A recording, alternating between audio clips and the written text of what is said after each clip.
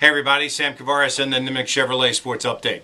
Jaguar camp has been going on for a week now, and they've gotten an awful lot done. And it's so funny to recognize that the way things are these days with the 24-hour news cycle, that every hangnail and every stub toe is going to be reported as if it's going to have this immutable effect on what happens during the season. I mean, even Will Rackley's sprained ankle, he's going to be out 3 to 4 weeks. The Jaguars don't play for a month. Austin Lane with a sprained ankle, he's going to be gone for 2 weeks. The Jaguars don't play until September 9th. It doesn't really bode well for them to be 100% and ready to play, but these are guys that are going to be a part of what's going on with the Jaguars. We haven't seen any serious injury, and knock on wood, we won't see any, obviously, during this training camp.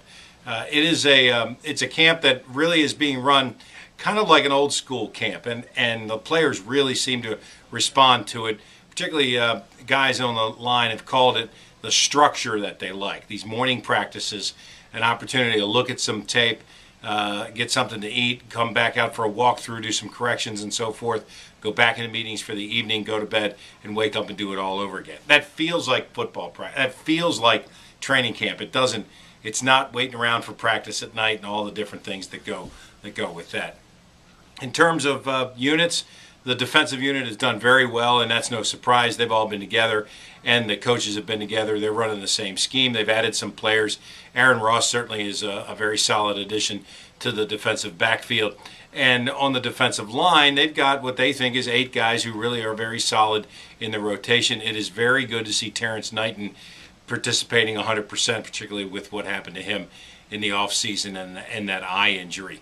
On offense, it's a little slower, as you might expect, and they don't have Maurice Jones-Drew, and they don't have Justin Blackmon. But the guys that are practicing, that are there, are clearly showing improvement day in and day out. As far as Blackmon goes, I think that'll be solved pretty soon. That's an agent problem. The agent doesn't want to give up the guaranteed money thing simply because Justin's here in town. Because the agent says, I'll basically have I won't have any clients if you accept a deal with no guaranteed money. It's a 4-year deal worth $18 million. As far as Maurice Jones-Drew goes, I mean, he's not going to come to camp. He's not going to show up, if he shows up at all, until he starts missing a paycheck, and not until the first week of the season. So I wouldn't worry about that. The Jaguars were 5-11 with him last year. They probably could be 5-11 without him as well last year. What that means for him and his teammates and the new coach and the new owner is kind of up to him at this point, whether he shows up or not. I don't expect him to be here for training camp at all. It has been interesting. The scrimmages this weekend, that'll be fun. The first preseason game is next Friday night, obviously, against the Giants. More on that, and Blaine Gabbert's progression coming up this weekend.